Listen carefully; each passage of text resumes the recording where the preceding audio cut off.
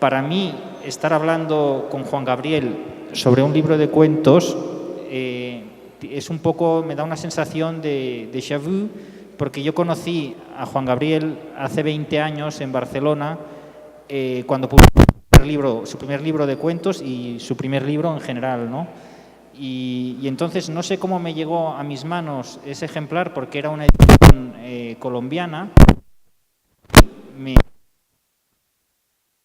y le hice una entrevista, y entonces, pues, lo que son las cosas, él todavía no era Juan Gabriel Vázquez, es decir, era un nombre que no sonaba y estaba pues empezando su carrera literaria, que bueno, entonces de algún modo yo siempre lo he visto como un cuentista porque lo conocía así, ¿no? Aunque en realidad lo que tiene sobre todo son novelas, algunos ensayos literarios. Y bueno, yo quisiera preguntarte cómo es que 20 años después vuelves al cuento, Juan Gabriel. Pues sí, volvemos al cuento. Muchas gracias, Xavi, por encargarte de este interrogatorio 20 años después del primero. Y muchas gracias a todos ustedes por estar aquí. Para mí es un placer venir a Jericó. Me parece que hemos comenzado esto un poco antes de que la gente se haya asentado, pero espero que no se pierdan de nada de los que van entrando por allá. Es un placer, como digo, para mí estar aquí en Jericó, en este festival nuevo al que le deseo larga vida y en este lugar tan bonito. Bien,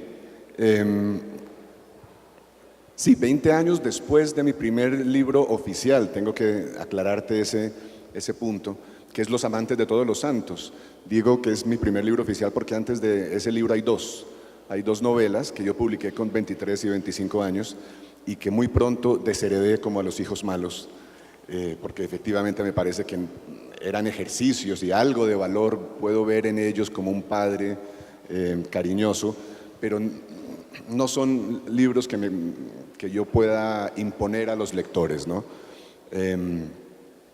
Entonces, Los amantes de todos los santos, que es el siguiente, es mi primer libro oficial y con ese fue que nos conocimos. Después de ese libro estuve 20 años, casi 20 años, pensando exclusivamente en términos de novelas, viendo el mundo en términos de novelas, tratando de entender el mundo en términos de novelas y tratando de aprender a utilizar la novela como una manera de explorar nuestra condición humana, nuestra relación con el pasado, con la historia, y eso es lo que he hecho en todas mis novelas, desde Los informantes hasta la última, que es La forma de las ruinas. Y después de La forma de las ruinas, publiqué un libro de ensayos sobre la novela, ensayos sobre el arte de la novela, sobre las razones por las que leemos y escribimos novelas, la importancia que eso tiene, creo yo, para nosotros como individuos, pero también como sociedades. Y con ese libro sentí que había cerrado un ciclo, que necesitaba nuevos aires, buscar otras cosas. Y descubrí que tenía 4 cuentos entre las 2 docenas más o menos de cuentos que había publicado en ratos, que había escrito y publicado, sí, en ratos perdidos durante esos 20 años. Había 4 que me gustaban y que hablaban más o menos de las mismas cosas. Entonces decidí que mi siguiente movimiento podía ser un libro de cuentos, escribiendo 5 cuentos más para completar una especie de diálogo, ¿no? o de gran marco narrativo, que es lo que a mí me gusta que sean los libros de cuentos. Siempre he preferido los libros de cuentos que tienen una cierta unidad, en la que, como decía Tobias Wolff, que es un escritor que ha hecho sobre todo cuentos, tiene una frase fantástica, dice que a él le gustan los libros de cuentos que son como novelas cuyos personajes no se conocen entre sí. Entonces tienen una unidad de temas, de preocupaciones, y eso quería hacer yo. Y esa es la idea detrás de Canciones para el Incendio, que por otra parte fue un libro escrito con una libertad y una tranquilidad que yo no conocí con el primero.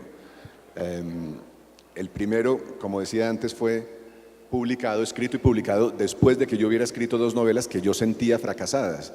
Entonces lo escribí como andando de puntillas, ¿no? Como pisando huevos, sintiendo que si ese libro fracasaba ya me tocaba dedicarme a otra cosa. Si fracasaba para mí, ya me tocaba dedicarme a otra cosa.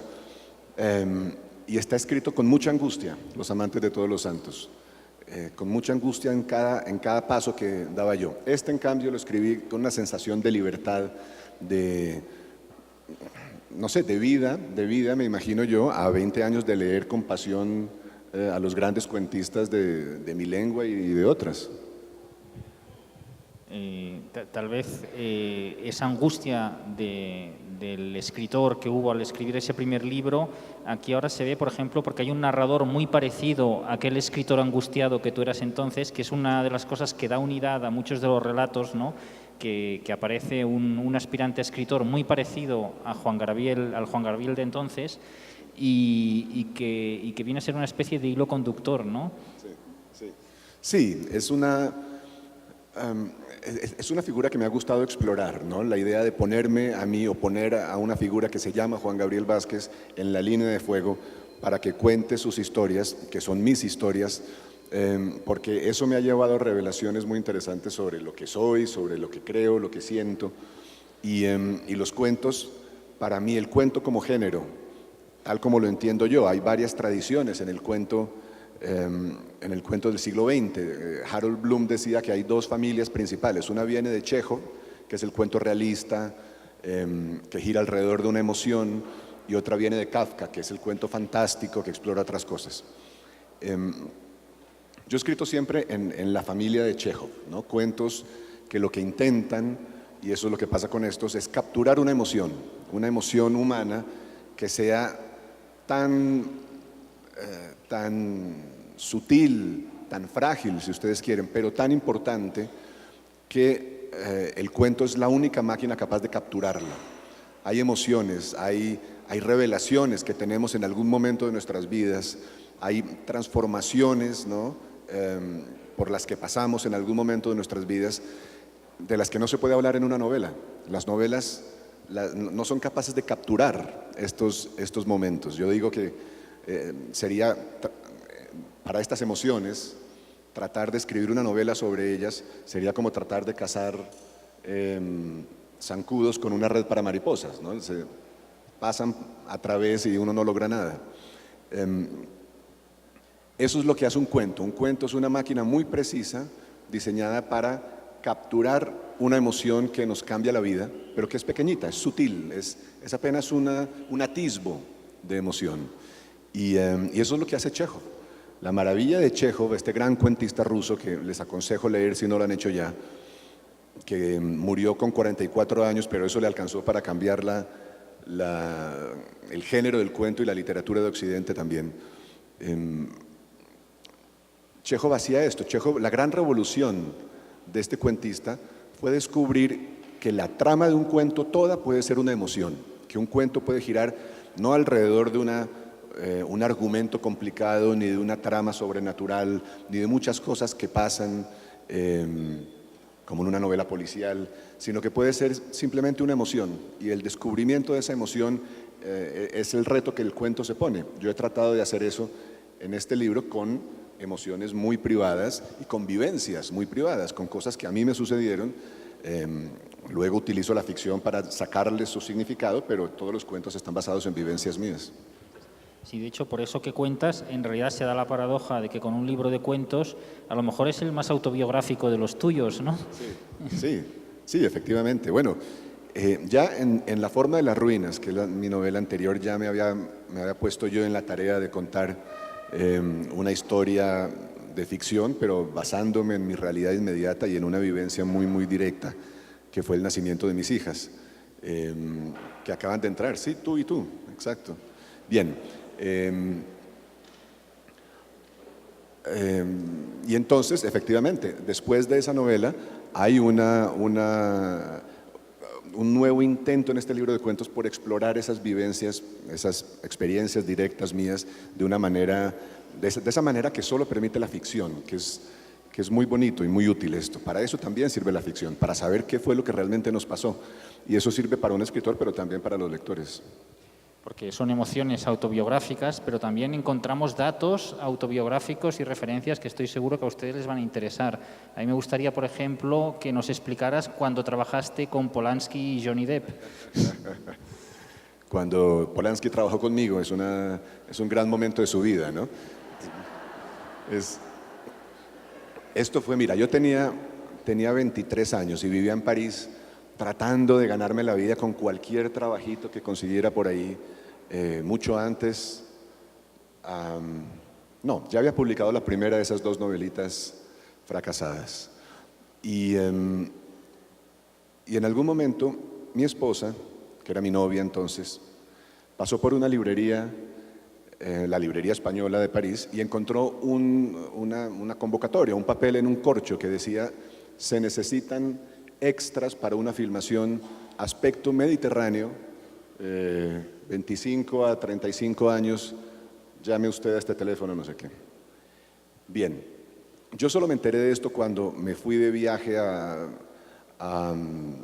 Asturias, en el norte de España, para asistir a algún encuentro de literatura, y al volver un viernes recibo una llamada que me dice: se tiene que presentar el domingo para la filmación. Yo le pregunto: ¿de qué me está hablando? Me dice: sí, usted mandó sus documentos y lo hemos escogido como extra para una filmación. Entonces yo le digo: lo siento mucho, pero yo no soy actor, nunca he actuado, no me interesa esto, muchas gracias por llamar. Y ella me dice: está bien, le pasaremos el dato a los productores de la película de Polanski. Yo le dije: espere, yo soy actor profesional, he hecho muchas cosas en mi país.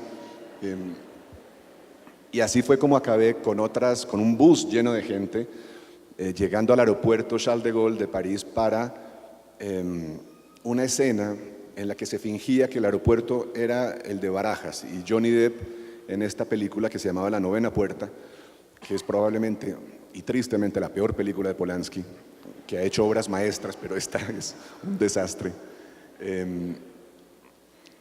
Johnny Depp llegaba a Madrid, y entonces yo tenía que pasar entre Johnny Depp y la cámara, y eso después de hacerlo de 8 de la mañana a 5 de la tarde.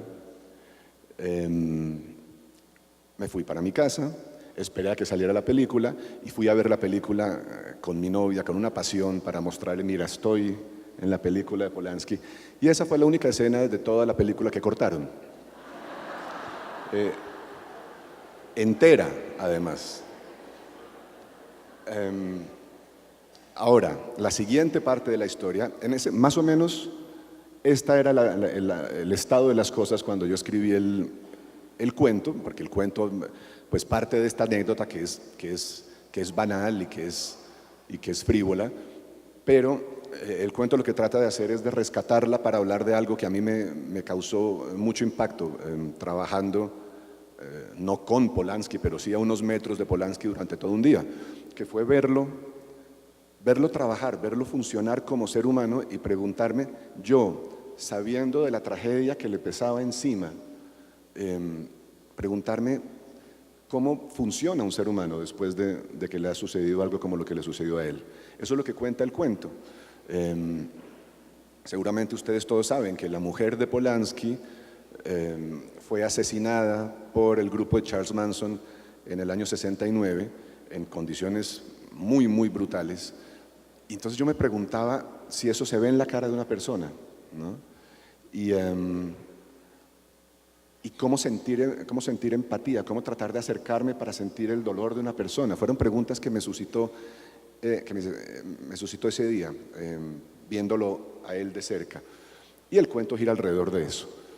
Lo escribí en el 2009, pero hace poco pasaron La Novena Puerta en televisión por cable, y entonces ya uno puede poner pausa y trabajar cuadro por cuadro.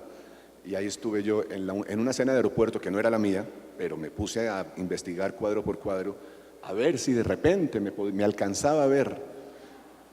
Y de repente en el marco de la imagen entró de espaldas una persona y volvió a salir en una fracción de segundo, y esa persona era yo. Gritamos, la familia gritó durante un rato, ¿no? Pero ahí estoy, ahí está mi espalda. Es una espalda exitosa, digamos, es una espalda que ha logrado cosas en la vida, ¿no? En el mundo cinematográfico. Pero bueno, el cuento va por otra parte. Pues ya tienen ustedes un aliciente para redescubrir esa película de Polanski, que aunque sea mala, pues pueden estar buscando la espalda de Juan Gabriel a lo largo de la trama. Son cuentos, tú has dicho, en esta línea emotiva de Chekhov, ¿no? A mí el que más me ha impactado, el que más me ha emocionado es el del doble, que ignoro qué parte de hecho autobiográfico real hay ahí o no. Son dos jóvenes y los han de sortear para el servicio militar y uno de ellos se libra y el otro no, ¿no? Sí, esa es la parte autobiográfica, por decirlo así. Yo creo que, bueno, como te decía, todos los cuentos están basados en una vivencia muy directa. Yo debo confesar que hay algunos cuentos en los que no sería capaz hoy de decirte qué fue lo que realmente me pasó y qué no, porque se han mezclado en mi imaginación. Y la literatura también tiene este poder misterioso de hacernos creer que forman parte de nuestra experiencia cosas que realmente no forman parte de nuestra experiencia. Para mí el momento en que Ana Karenina se va a tirar a las líneas del tren para matarse, eso es tan real como mi primera comunión, digamos. Un poco más triste, pero más o menos igual de real. Y en el doble la vivencia es esa, la experiencia de pasar por un sorteo para entrar o no al ejército y hacer o no un año de servicio militar, y hacerlo en compañía de otra persona con la cual había que disputarse ese derecho, el derecho de continuar nuestra vida civil durante un año, porque el sistema era que se iban sacando balotas por orden alfabético y las balotas que se iban sacando se quedaban fuera, de manera que cuando yo llegué a la bolsa ya quedaban solo 3 y solo una o 2 eran las buenas y la otra era la mala. Y a partir de ahí entonces el cuento explora un poco otros temas, ¿no? La relación entre padres e hijos, lo que es la muerte de un hijo, ¿no? Y bueno, es el cuento más antiguo del libro, es el que escribí primero, lo escribí en el 2007 más o menos. Así que bueno, me alegra mucho que te haya gustado. Y bueno, el ejército está presente en otros de los cuentos también, ¿no?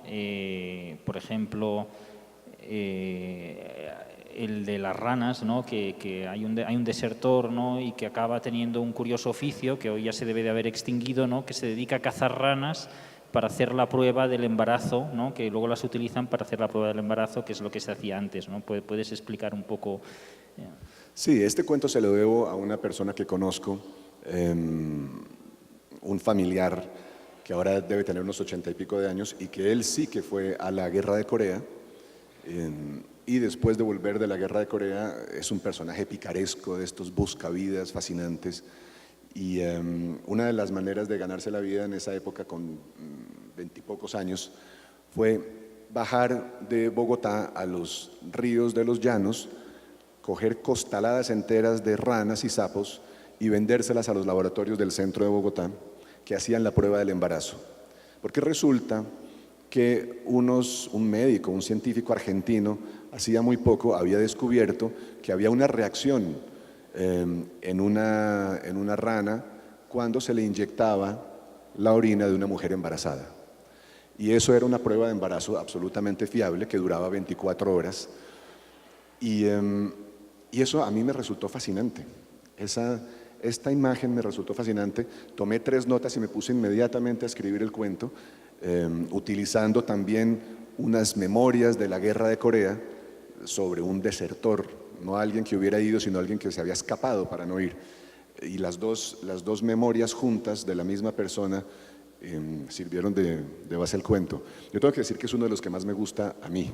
Espero que los lectores lo disfruten. Después tenemos el de las malas noticias. En las malas noticias ahí vuelves a aparecer tú como escritor fracasado en París, ¿no? Haces un retrato muy misericordia de ti mismo, ¿no? Pero bueno, el tema de fondo de ese relato sería sobre todo esa mezcla a la que te referías entre ficción y no ficción, que hay de verdad en las historias que explicamos, cómo contamos, para justificarnos las cosas que nos suceden, ¿no? Claro, mira, yo me di cuenta, gracias a un lector que hay un tema recurrente en el libro, y es las historias que contamos sobre nosotros mismos para construirnos, para construir una imagen de nosotros, la que queremos proyectar, la que queremos dar a los demás, la que queremos probablemente creer nosotros mismos. En todos los cuentos, o en casi todos, hay ese intento, el intento de un personaje por contar su propia historia de una manera que no es del todo fiel a la realidad, pero que es la que le sirve para seguir viviendo. Y eso es algo que hacemos todos. Todos estamos constantemente contando historias sobre nosotros mismos y editándolas un poco. Nunca contamos la verdad completa. Estamos creando una narrativa con la que nos sentimos contentos, satisfechos y que queremos presentarle a los demás para que los demás la crean.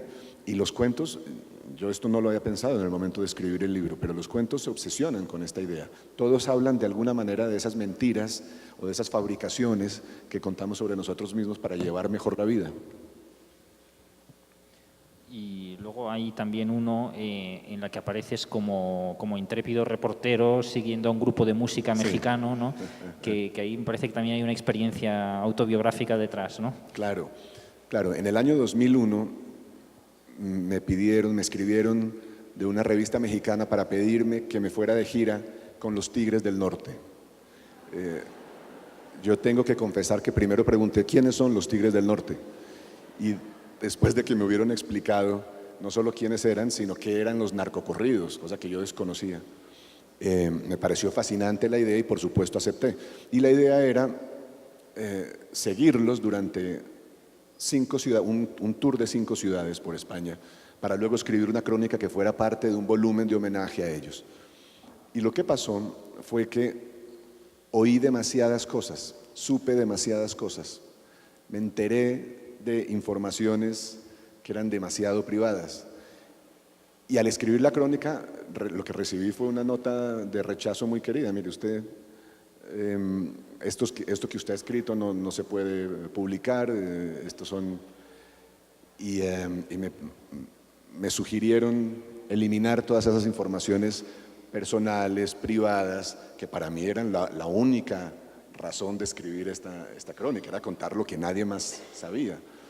Entonces preferí no publicar la crónica antes que publicarla cortada o censurada, y la guardé, y muchos años después la convertí en un cuento, nuevamente utilizando todo ese bellísimo poder de la ficción para indagar en los significados verdaderos de las vivencias y de las experiencias, y el resultado es ese, es el último corrido, se llama. Sí, que tiene que ver también con el tema de la transmisión, ¿no? del arte o del conocimiento. Claro, es la historia, es una historia de relevo generacional, es la historia de un joven que quiere reemplazar a su tío como vocalista del grupo de narcocorridos, y eso luego tiene una vuelta de tuerca que no voy a contar evidentemente para no dañarles la lectura si llegan a leerlo, pero hay ese conflicto, ¿no? Ese conflicto generacional, y es de alguna manera un pequeño cuento, digamos, de educación sentimental de este jovencito que al final del cuento entiende algo que antes no sabía. Y bueno, la violencia está presente, yo diría, en casi todos tus libros, ¿no? Tal vez el más violento de todos estos relatos sería el de los muchachos, no sé si coincides o... ¿El más violento, dices? Sí, bueno, sí, claro. Los muchachos es una especie de metáfora de mi generación. Mi generación es la que, la que más sufrió los efectos de los años de las bombas, del terrorismo, de la guerra que Pablo Escobar le declaró al Estado colombiano en los años 80 y 90. Creo que es la generación que más lo sufrió porque es la generación que llegó a la adolescencia cuando esto estalló. Entonces conocimos esa transformación cuando nosotros nos estábamos transformando, y un adolescente está tratando de encontrar su lugar en el mundo, y cuando eso pasa en medio de esta situación, eso deja secuelas. Pero yo creo que eso, además, a mi generación en Bogotá, y yo lo he notado también en Medellín, Eso además nos dejó con una especie de legado de violencia muy difícil de explicar. Somos una generación que lleva unas incomodidades, que lleva una violencia reprimida. Todos nos acordamos de en esa época de la facilidad con la que la gente en Bogotá se bajaba de los carros a romperse la cara por un incidente banal, porque la violencia pública, la violencia de las bombas, de los asesinatos, de los magnicidios, calaba, ¿no? Nos contaminaba y nos cambió un poco la manera de ser y de existir en una ciudad como Bogotá. Y yo quería explorar una parte de esto. Ese cuento es un intento por explorar esa manera en que la violencia externa de los adultos nos contaminó también a los adolescentes y a los preadolescentes.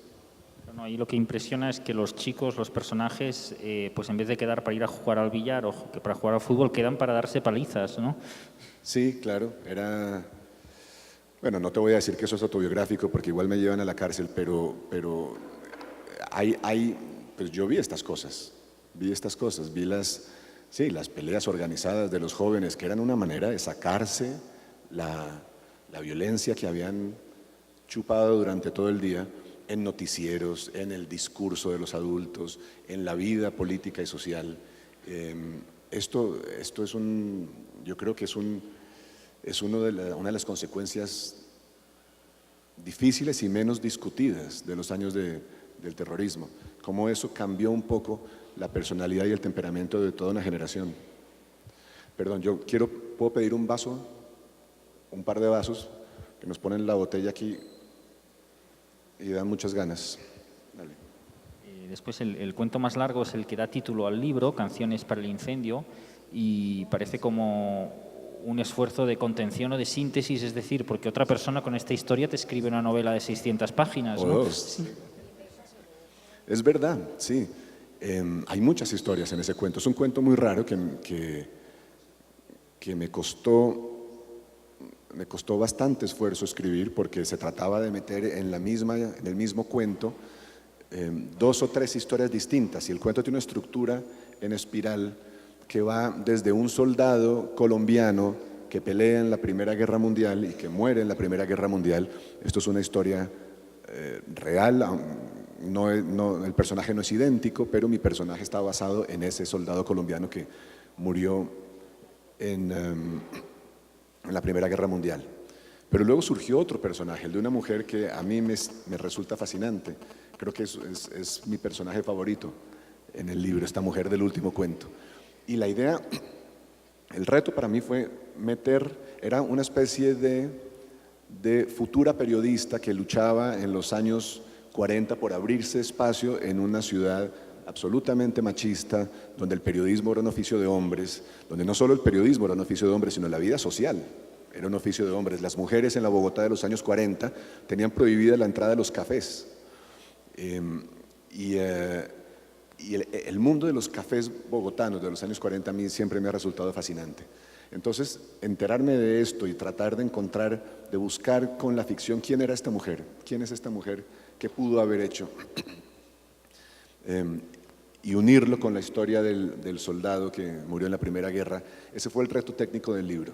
Y efectivamente yo creo también que hubiera podido escribir una novela o dos con el material de ese cuento, pero justamente ahí está la maravilla del cuento como género, que si lo hubiera hecho no habría podido decir esto exactamente. Esto que dije no se hubiera podido decir en una novela. Y a la novela se le hubieran escurrido estos temas entre las manos. Y además es el cuento que cierra el libro con una especie de metáfora también de lo que es el libro entero. Gracias. Y, bueno, muchas gracias. Y que para mí tiene que ver con la presencia de la violencia que señalabas. Todos los cuentos hablan de alguna manera de esos momentos en que la violencia nos toca de cerca, nos pasa cerca sin tocarnos o nos cambia la vida ya radicalmente. La exploración de cómo uno lidia con eso, de cómo uno se las arregla para dialogar con la violencia o defenderse de ella o fracasa tratando de hacerlo, ese es uno de los temas del libro. Y bueno, y en este cuento especialmente se da esa sensación, a uno le parece que está leyendo cuentos de no ficción, ¿no? Y aquí incluso él aporta el documento que demuestra que la historia que está contando es cierta, ¿no? Sí, son esas esas estrategias de verosimilitud que tenemos los escritores. Lo que Xavi acaba de mostrar es un documento que forma parte de la trama del último cuento, que es un libro escrito por Rafael Uribe Uribe. Ya ven ustedes cómo han cambiado los tiempos. A Rafael Uribe Uribe en la década de 1880 lo metieron preso. Lo metieron preso por fundar periódicos liberales y defender ideas liberales en la prensa. Y durante su tiempo de cárcel escribió un libro. El libro era un diccionario de galicismos. Díganme ustedes, ¿qué político colombiano podemos imaginar hoy eso? Que lo metan a la cárcel y escriba un diccionario. Que escriba, punto. Gracias, Vlado. Es verdad.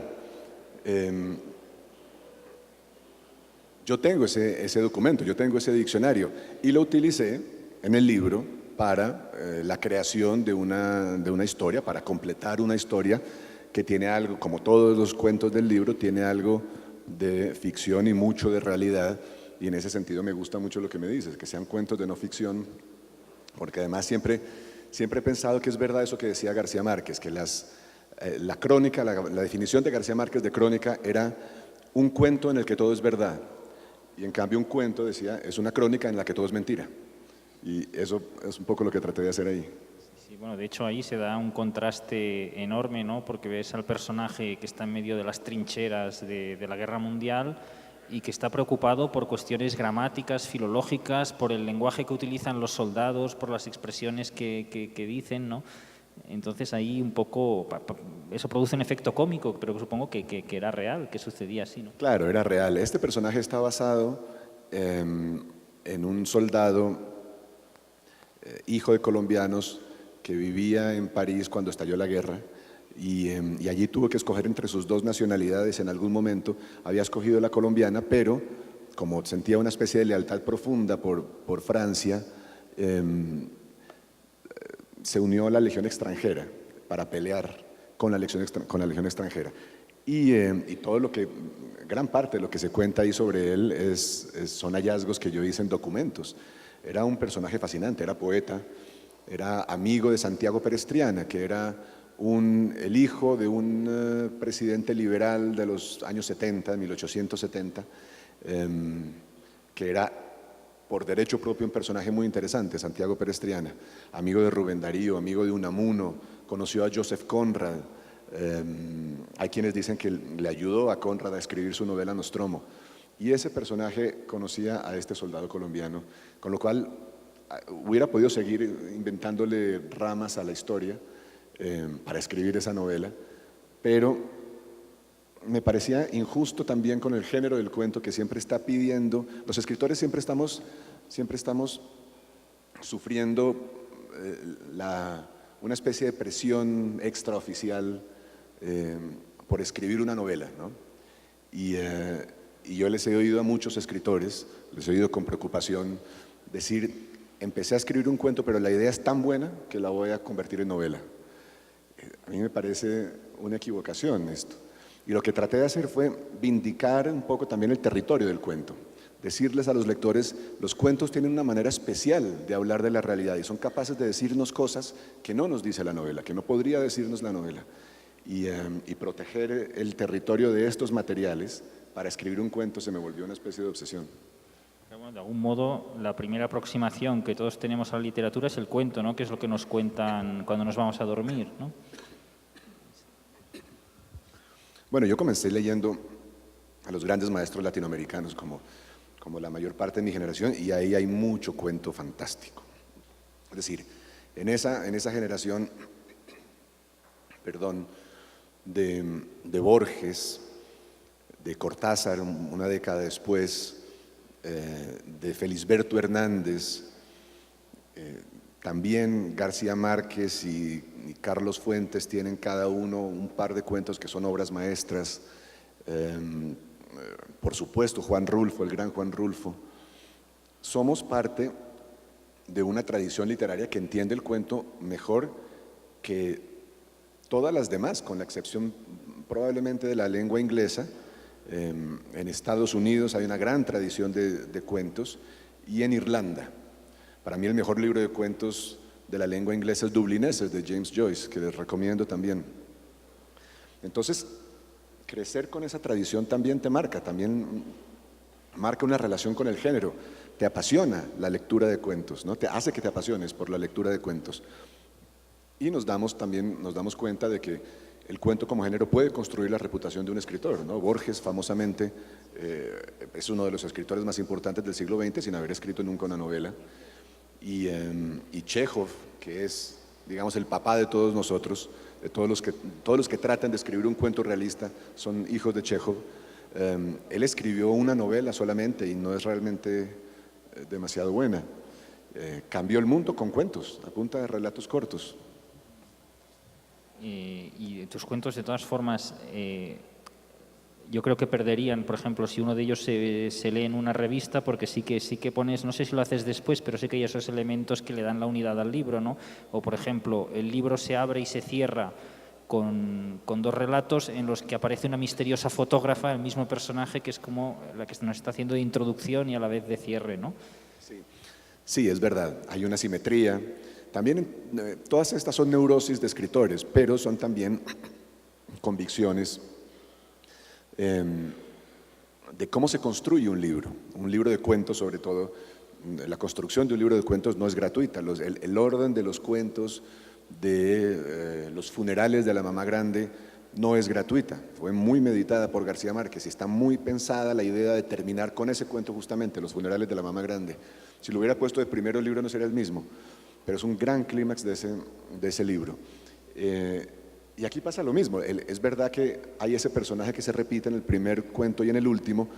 Yo les voy a contar un secreto, es una mujer que se llama Jota en el libro y su imagen un poco, su actitud ante la vida, un cierto temperamento. Esto es un secreto, por favor que no salga de Jericó.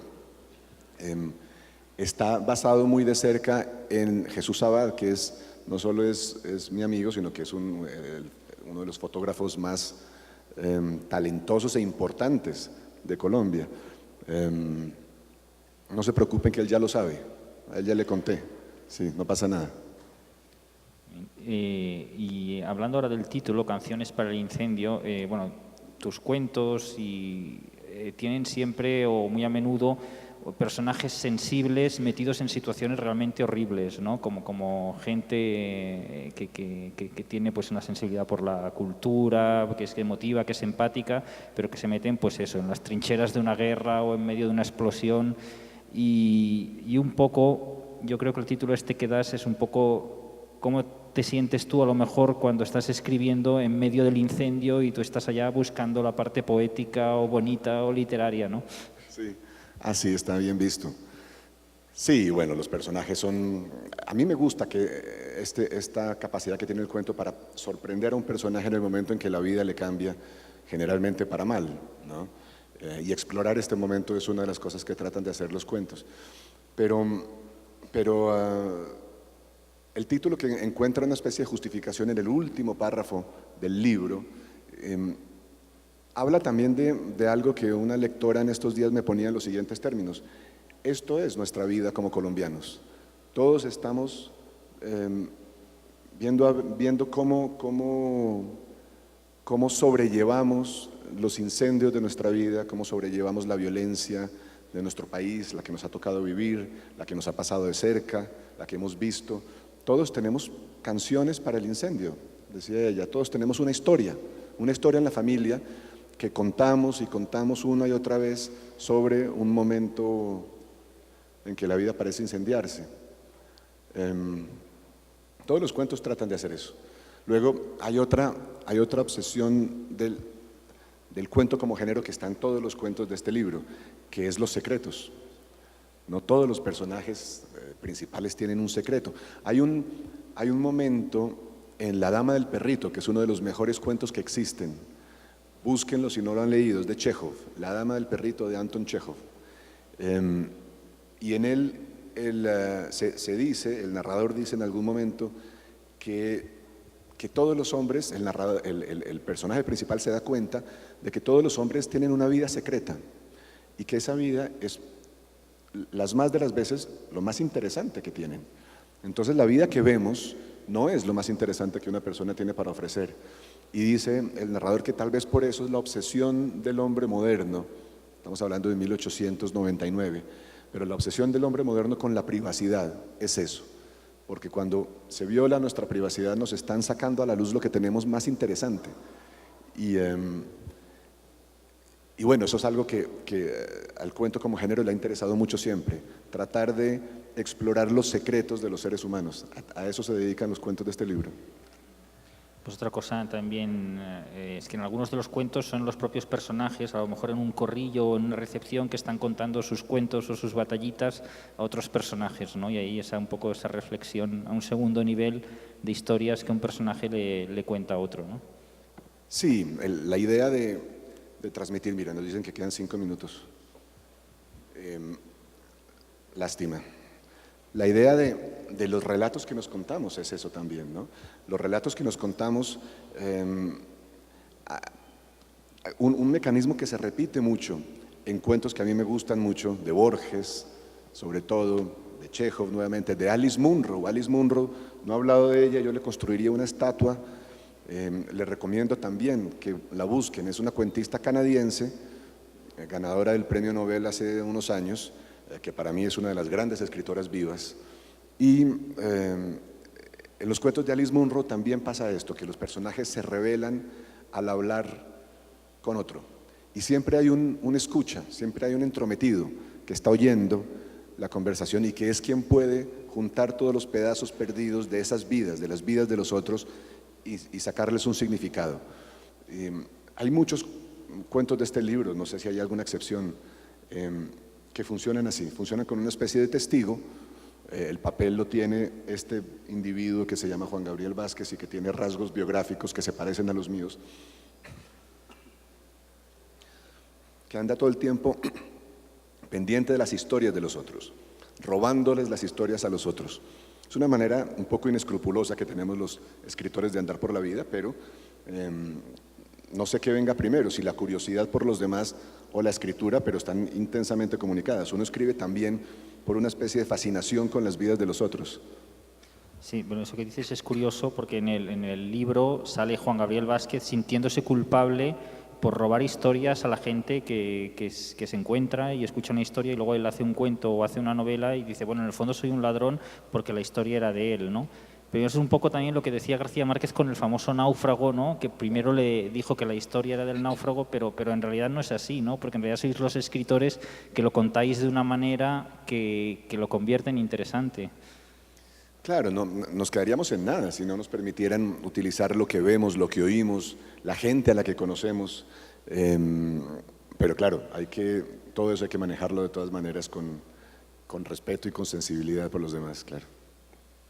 Bueno, entonces lo que vamos a hacer es dar paso a las preguntas del público. Me indican que así podremos tener más o menos un cuarto de hora de sus preguntas. Y bueno, les van a acercar un micrófono. Espérense que les llegue el micrófono para que les podamos oír. Y allá. Se ve que todo quedó clarísimo, ¿no?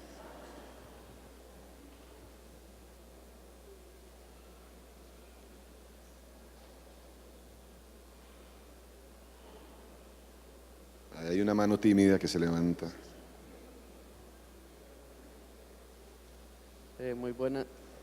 ¿Sí se escucha? ¿No?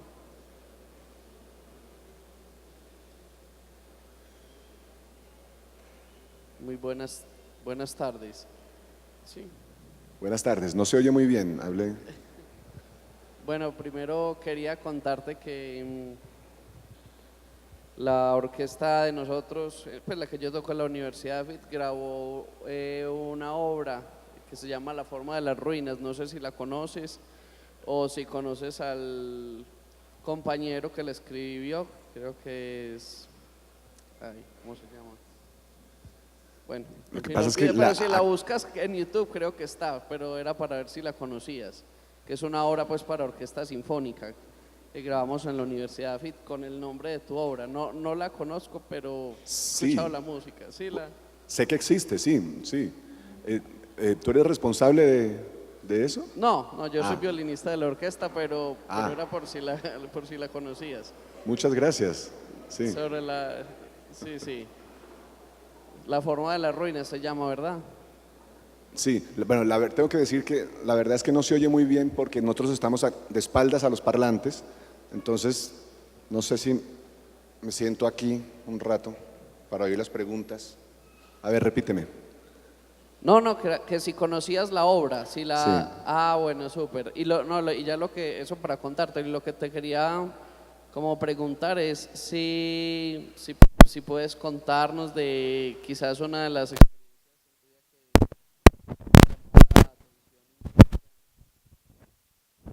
escritores referentes para ti. Si ¿nos quieres contar sobre eso? Sobre haber conocido a escritores importantes para mí o haber interactuado Sí, como con ellos. referentes o momentos así específicos, pues, Bueno, que sí, consideres claro. de tú. Sí, no, podría contar muchas anécdotas sobre eso, sí.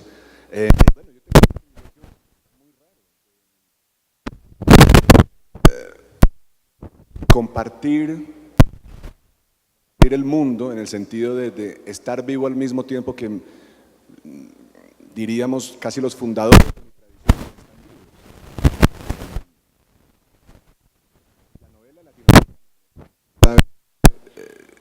hizo un movimiento muy especial, muy raro en los años 50 y 60, es lo que llamamos el boom latinoamericano, ¿no?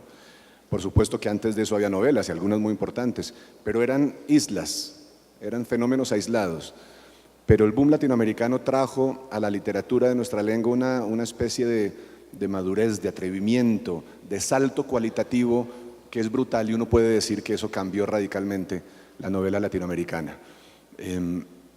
Para mí, haber podido conocer y hablar con Mario Vargas Llosa, con Carlos Fuentes, con García Márquez, yo creo que eso es como si un francés de mi generación hoy en día pudiera decir que yo hablé con Flaubert y con Stendhal, ¿no? Los grandes nombres del momento en que la novela francesa se convirtió pues en lo más importante que se escribía en el mundo.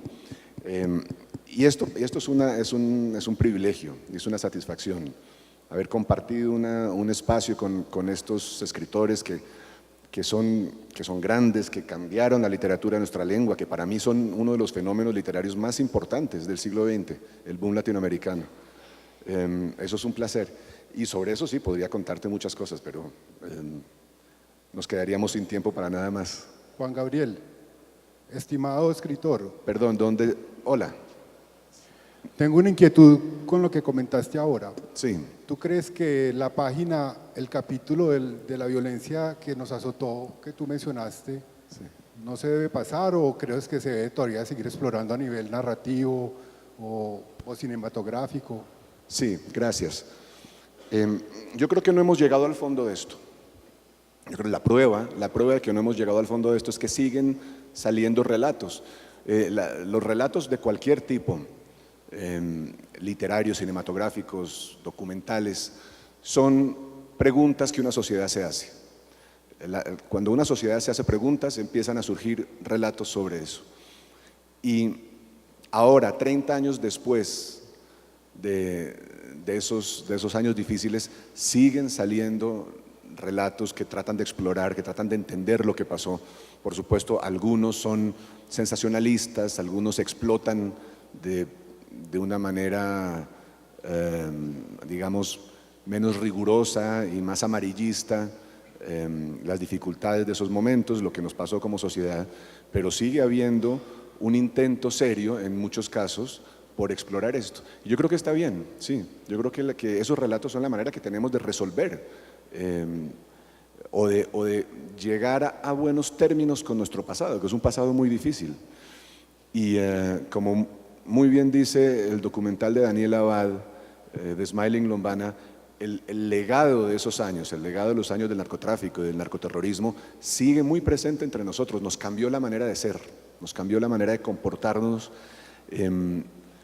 y puesto que eso es así, yo creo que tenemos que esforzarnos en seguir contando relatos honestos, relatos serios, ¿no?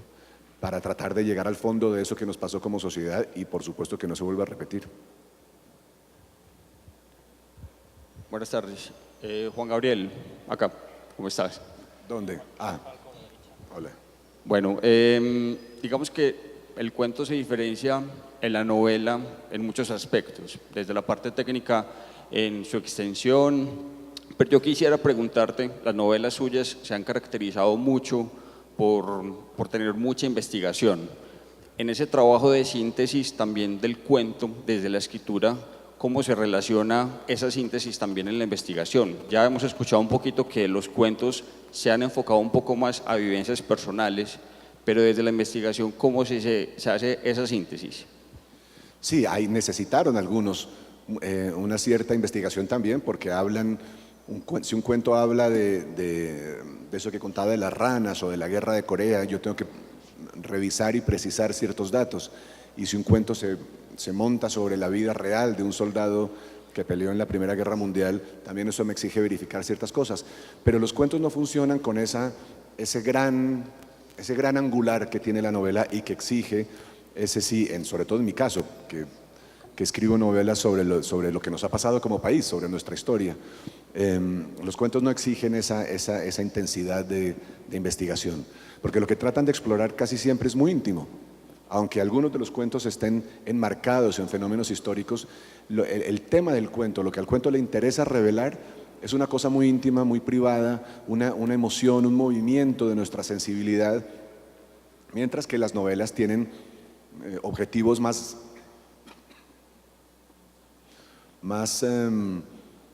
las novelas mías, tienen objetivos más diré grandes, con un poco de miedo de la palabra, pero las novelas tratan de explorar siempre ese cruce de caminos entre la vida privada y la vida pública, ese momento en que la historia, la gran historia, se nos mete en nuestras vidas privadas y las cambia. Los cuentos casi nunca hacen, los míos, digamos, no hacen esto. Hay algunos en los que el telón de fondo o un hecho histórico es importante, pero las preguntas que tratan de hacer no son preguntas sobre la historia, sobre nuestro pasado, sobre cómo lidiamos con él. Son preguntas sobre nuestras emociones y cómo lidiamos con ellas. Juan Gabriel, ¿para ti qué es más fácil de escribir, una novela o un cuento?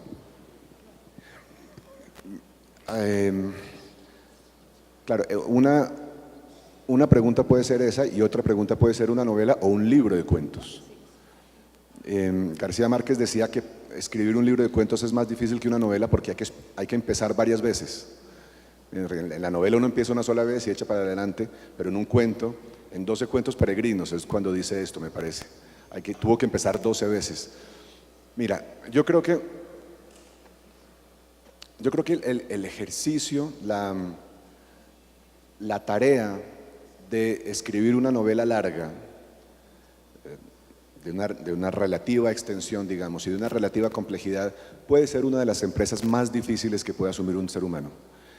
Una novela como La forma de las ruinas, por ejemplo, no solo es lo más difícil que yo he hecho nunca, sino que estoy seguro de que es mucho más difícil que cualquier libro de cuentos que yo pueda escribir, porque exige una resistencia física casi, y psicológica y emocional.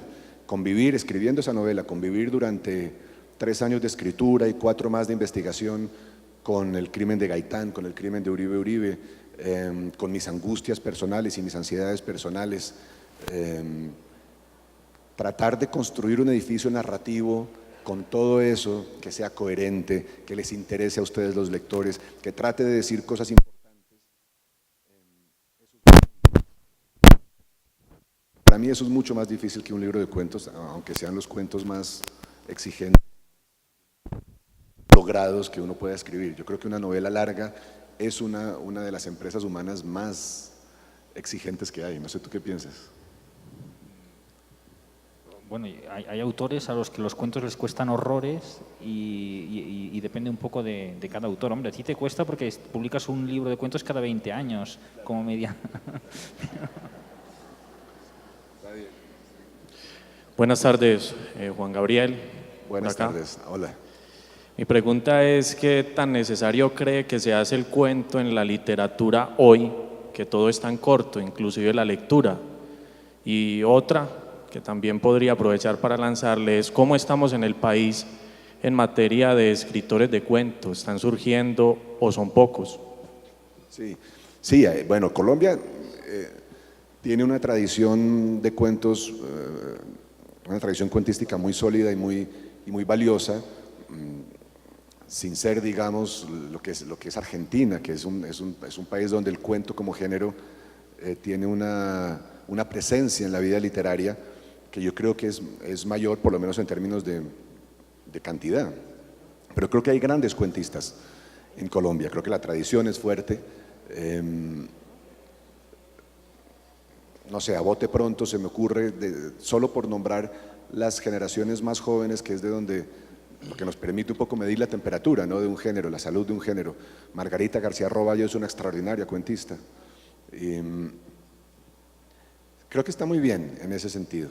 Luego me preguntaba sobre la relación del cuento con la falta de tiempo para leer que tenemos, ¿sí? Bueno, esto a mí siempre me ha parecido uno de esos malentendidos. Decimos que no se entiende por qué la gente no lee más cuentos y justamente para nuestro tiempo sin tiempo, el cuento sería el género más adecuado, más pertinente. Pero lo que yo veo es que la gente que lee poco, que tiene poco tiempo para leer, lo que suele leer son novelas de 1000 páginas, probablemente 1 o 2 al año, pero eso es lo que… ¿Por qué no cuentos? Yo creo que porque el cuento está para mí mucho menos emparentado con la novela que con la poesía, en el sentido de que el cuento está hecho de silencios. Un cuento generalmente está hecho de cosas que no se cuentan.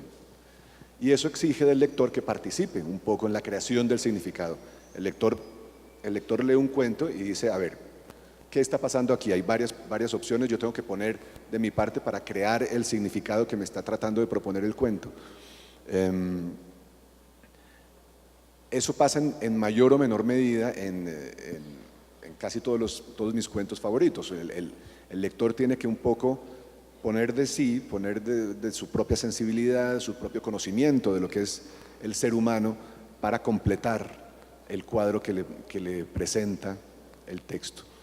Y eso hace que sea un género un poco más exigente, ¿verdad?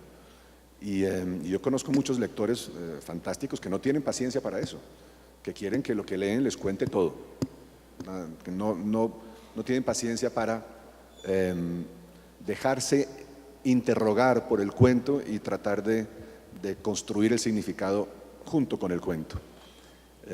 Entonces de ahí tal vez ese malentendido, el malentendido de que los cuentos, por ser más cortos, tendrían que leerse más en nuestro tiempo. Yo creo que no es así, por eso que acabo de explicar. Vamos a dar paso a la última pregunta, porque ustedes saben que el Hay Festival se rige por una estricta puntualidad británica, tanto a la hora de empezar como de acabar.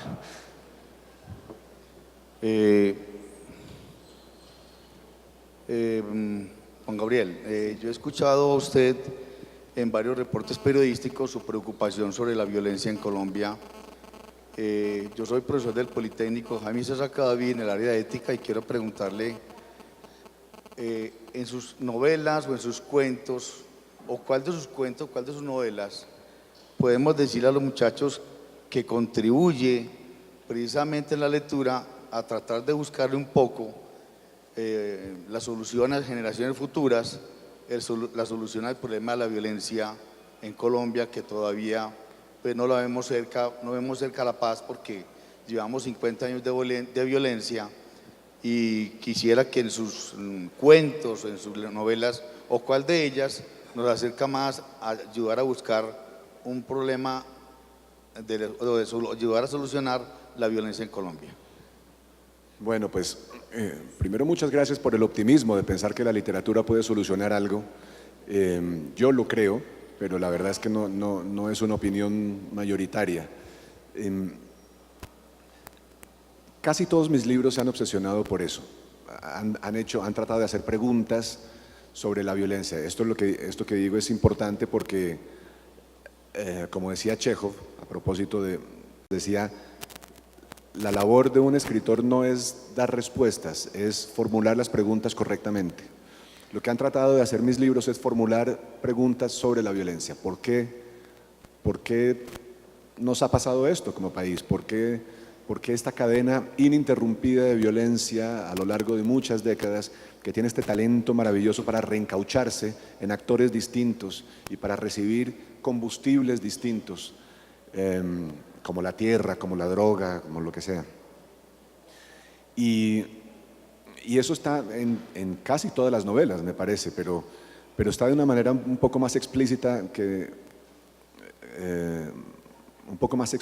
diría yo, en La forma de las ruinas y en El ruido de las cosas al caer, que son dos novelas sobre pues, la forma en que lidiamos con la violencia presente o pasada, y la forma, esto es muy importante, como contamos la violencia, ¿no? Como recordamos la violencia.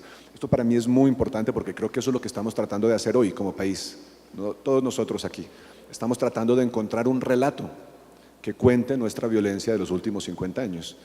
De eso se trata la Comisión de la Verdad, de eso se trata el Centro de Memoria Histórica, de eso se trata los mejores esfuerzos de muchos centros universitarios del país, de muchas publicaciones, de tratar de construir un cuento sobre nuestra violencia para ver qué fue realmente lo que nos pasó, tratando de aceptar que nuestra violencia es una serie de relatos y que hasta que no aceptemos la existencia de todos los relatos no vamos a poder seguir adelante como país. No es posible la reconciliación si no aceptamos la validez de todos los relatos, si no aceptamos que los últimos 50 años de violencia colombiana son un cuento, un relato si lo cuenta una víctima del paramilitarismo, otro cuento distinto si lo cuenta una víctima de la guerrilla o de los crímenes de Estado, y es un relato distinto si lo cuenta un habitante de las grandes ciudades y otro relato si lo cuenta un habitante de las zonas rurales olvidadas y más golpeadas por la violencia.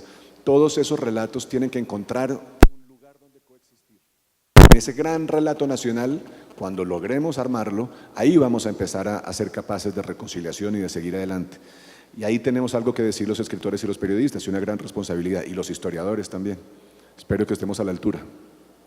Gracias. Bueno, pues todos aquellos...